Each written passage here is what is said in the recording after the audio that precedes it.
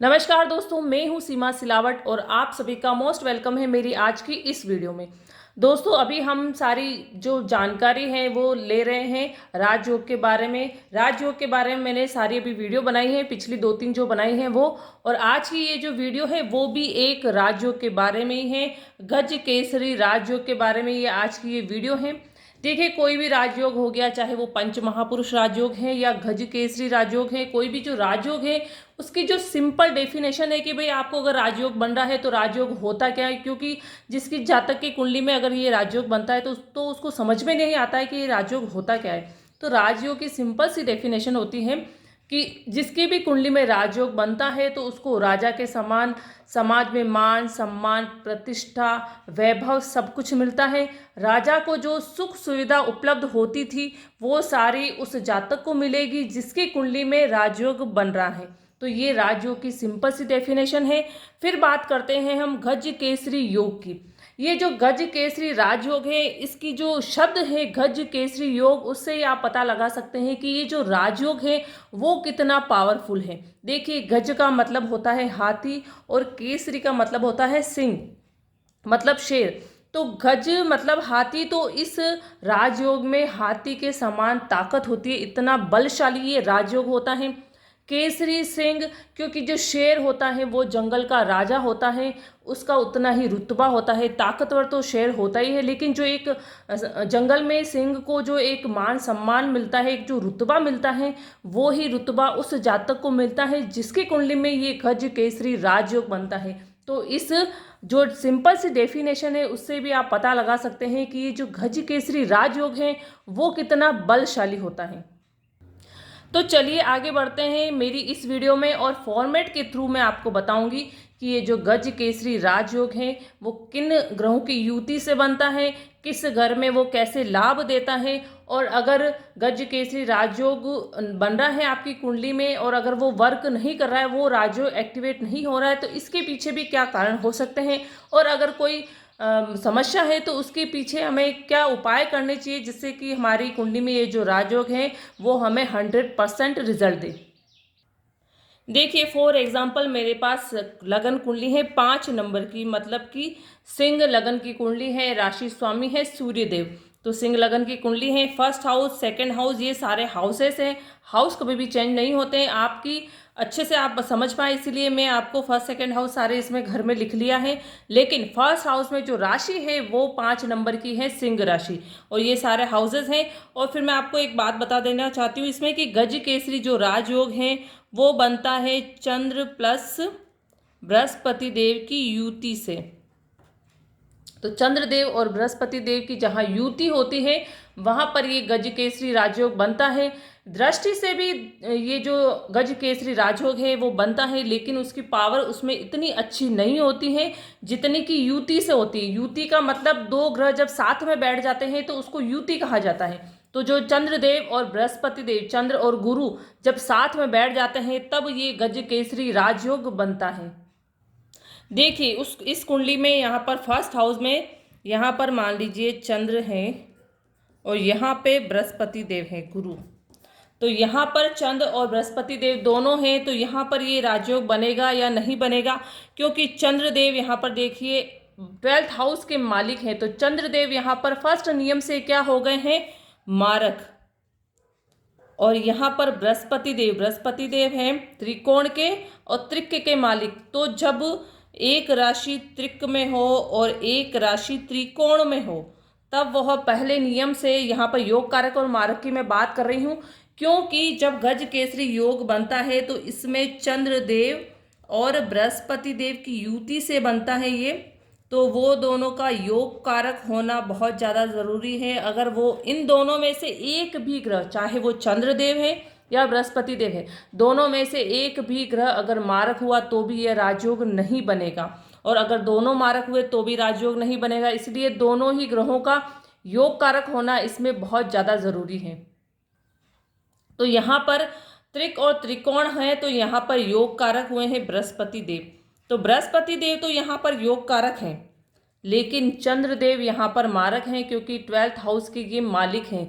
तो यहाँ पर ये राजयोग नहीं बनेगा, क्योंकि मैंने आपको बताया कि दोनों ही ग्रह का योग कारक होना जरूरी है। तो यहाँ पर दोनों ग्रह योग कारक नहीं है, तो इसमें फर्स्ट हाउस में चंद्र प्लस गुरु बैठे हैं, तो यहाँ पर ये योग कारक नहीं होने से यहाँ पर ये गज केसरी राजयोग नहीं बनेगा।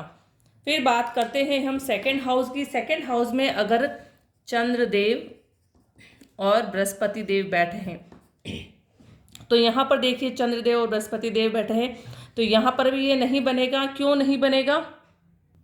क्योंकि यहाँ पर भी यही नियम लागू होगा कि जो बृहस्पति देव हैं वो हमारे योग कारक हैं, लेकिन चंद्रदेव हैं वो मारक हैं। इसलिए यहाँ पर भी ऐसी कंडीशन में भी गज केसरी राजयोग नहीं बनेगा।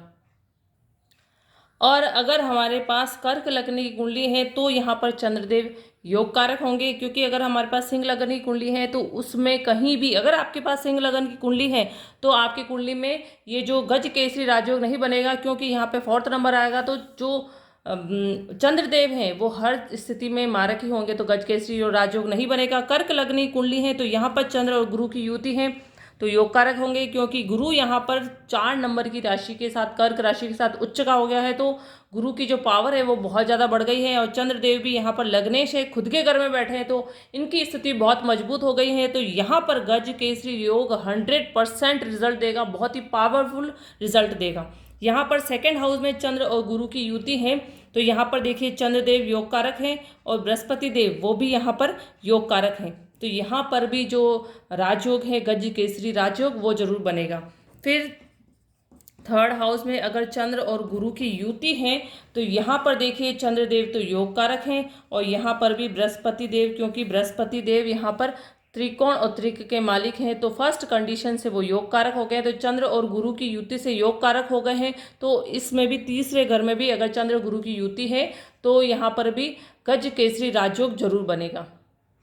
लेकिन जब भी थर्ड हाउस में कोई भी राजयोग बनता है तो वो राजयोग अगर वो बनता है तो उसके जो रिजल्ट हैं वो इतने जल्दी से नहीं मिलेंगे। क्यों नहीं मिलेंगे? क्योंकि थर्ड जो हाउस है वो है पराक्रम का, मेहनत का घर है ये, तो मेहनत का घर है और एवरेज हाउस है, इतना अच्छा हाउस भी नहीं है। तो यहाँ पर जो रिजल्ट मिलेंगे वो लंबे संघर्ष के बाद मिलेंगे। ऐसा नहीं है कि ये जो चंद्र और गुरु की युति है तो ये गज केसरी योग बहुत जल्दी एक्टिवेट हो जाएगा और बहुत अच्छे से रिजल्ट देगा। रिजल्ट भी देगा, लेकिन 100% रिजल्ट भी मुश्किल है, क्योंकि ये जो घर है वो पराक्रम का है, बहुत लंबे संघर्ष के बाद में इसके रिजल्ट मिलेंगे।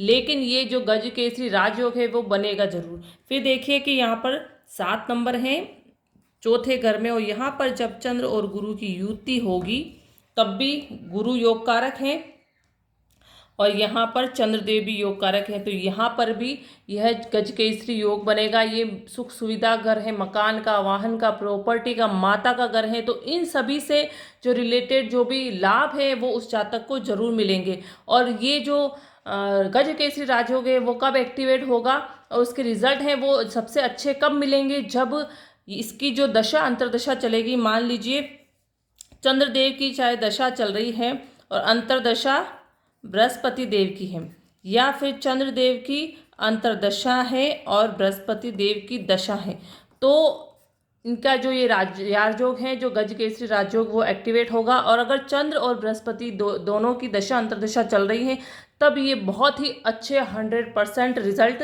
ये राजयोग देगा। फिर बात करते हैं 5th हाउस की, तो यहाँ पर अगर चंद्र प्लस गुरु यहाँ बैठे हैं इसमें, तो यहाँ पर बृहस्पति देव तो योग कारक हैं, चंद्रदेव यहाँ पर मारक हो जाएंगे। क्यों हो जाएंगे? क्योंकि 8 नंबर की राशि के साथ वृश्चिक राशि के साथ नीच के हो जाते हैं चंद्रदेव, तो यहाँ पर चंद्रदेव नीच के हो गए हैं, तो एक ग्रह पीड़ित हो गया है। तो अगर एक ग्रह मारक हो गया तो यह राजयोग इस 5th हाउस में नहीं बनेगा। फिर बात करते हैं 6th हाउस की। 6th हाउस में अगर चंद्र और गुरु की युति है तो यहाँ पर भी, क्योंकि गुरु यहाँ बैठ गया है और यहाँ पर अगर चंद्रदेव की स्थिति, चंद्रदेव है वो लग्नेश है, वो चंद्रदेव लग्नेश है और वो पीड़ित भी हैं, और गुरु हैं वो यहाँ पर खुद की राशि के 6, 8, 12 में बैठा है। मैंने आपको विपरीत राजयोग के बारे में बताया था, ये ही नियम यहाँ लागू हो रहा है, लेकिन विपरीत राजयोग नहीं बन पाएगा। क्यों नहीं बन पाएगा? क्योंकि यहाँ पर जो बृहस्पति देव हैं वो विपरीत राजयोग नहीं बनाएंगे, क्योंकि इसके लिए लग्नेश का स्ट्रॉन्ग होना बहुत ज़्यादा ज़रूरी है। और लग्नेश तो खुद त्रिक भाव में है, तो जब लग्नेश त्रिक भाव में है तो विपरीत राजयोग नहीं बनेगा। तो यहाँ पर चंद्र और गुरु दोनों ही मार्क हो गए हैं, तो दोनों मार्क हो गए तो इस हाउस में कभी भी ये राजयोग नहीं बन पाएगा। फिर बात करते हैं 7th हाउस की। यहाँ पर गुरु प्लस चंद्रदेव की युति है। तो यहाँ पर देखिए चंद्रदेव की स्थिति अच्छी हो गई, लग्नेश यहाँ पर 7th हाउस में बैठ गए, अच्छी स्थिति है। लेकिन यहाँ पर बृहस्पति देव 10 नंबर की राशि के साथ में, मकर राशि के साथ में गुरु नीच के हो जाते हैं। तो यहाँ पर देखिए नीच के हो गए हैं बृहस्पति देव। तो यहाँ पर चंद्र की स्थिति अच्छी है, लेकिन बृहस्पति देव मारक हो गए हैं। तो यहाँ पर भी 7th हाउस में भी यह गज केसरी राजयोग नहीं बन पाएगा। फिर बात करते हैं 8th हाउस की। 8th हाउस में गुरु और चंद्र की युति है। तो यहाँ पर वही बात हो गई, लग्नेश आ गया है यहाँ पर 8th हाउस में। तो लग्नेश स्ट्रांग नहीं है, चंद्रदेव है, लग्नेश वो पीड़ित हो गए हैं। तो यहाँ पर गुरु का वही राजयोग विपरीत राजयोग नहीं बन पाएगा। चंद्र गुरु दोनों ही मारक हो गए, दोनों ही पीड़ित हो गए, तो इस हाउस में भी वह राजयोग एक्टिवेट नहीं होगा। फिर बात करते हैं 9th हाउस की। यहाँ पर चंद्र प्लस गुरु की युति।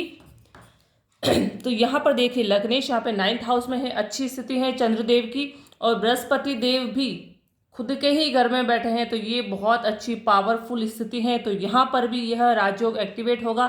चंद्रदेव भी मित्र की राशि में बैठे हैं, तो ये बहुत अच्छी स्थिति है। तो ये राजयोग इस घर में 9th हाउस में बहुत अच्छे रिजल्ट देगा। फिर बात करते हैं हम 10th हाउस की, प्रोफेशन के हाउस की।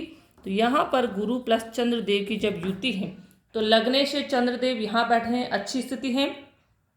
फिर बात करते हैं हम बृहस्पति देव की। बृहस्पति देव भी यहाँ योग कारक हो गए, तो इस हाउस में भी यह राजयोग बहुत अच्छा काम करेगा, बहुत अच्छे रिजल्ट देगा। प्रोफेशन का हाउस है, तो जब चंद्र या गुरु की दशा अंतरदशा चलेगी या दोनों ही ग्रह की दशा और अंतरदशा चलेगी, तब काम काज से, क्योंकि ये जो घर है ये प्रोफेशन का है, काम काज का है, तो काम काज में इनको बहुत अच्छा मुनाफा होगा। इस राजयोग का जो लाभ है उसको उसके प्रोफेशन में जरूर मिलेंगे।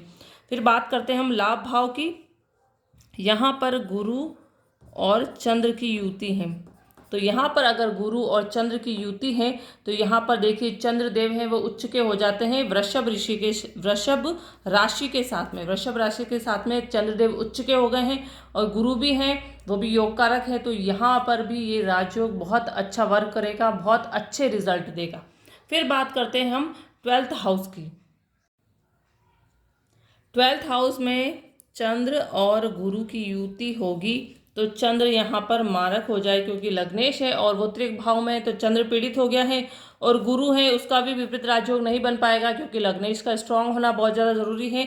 तो यहाँ पर लग्नेश और यहाँ बृहस्पति देव, चंद्र, गुरु और चंद्र दोनों ही मारक हो गए, पीड़ित हो गए। तो 12th हाउस में भी ये राजयोग नहीं बन पाएगा।